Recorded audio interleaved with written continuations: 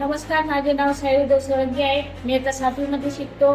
Smart solar 3D robot या प्रोजेक्टमध्ये आम्ही खूप सारे मोटर्स, खूप सारे सेन्सर, खूप सारे काही टेक्नॉलॉजी वापरलेले आहे.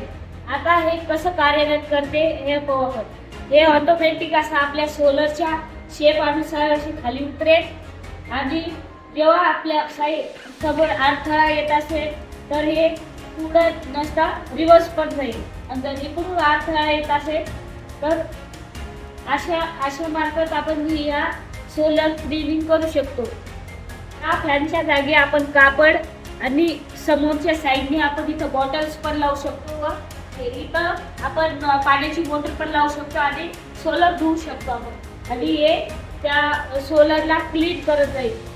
आणि आपण ह्याला ॲडव्हान्समध्ये काय करू शकतो, याच्या जागी आपण जर फोन असला तर आपल्याकडे फोन असेल तर अडथळा येत असेल तर आपल्या फोनमध्ये लगेच मेसेज येईल आणि आपण या रोबोटला दुसरी साईड आपण फिरू शकतो. धन्यवाद सर.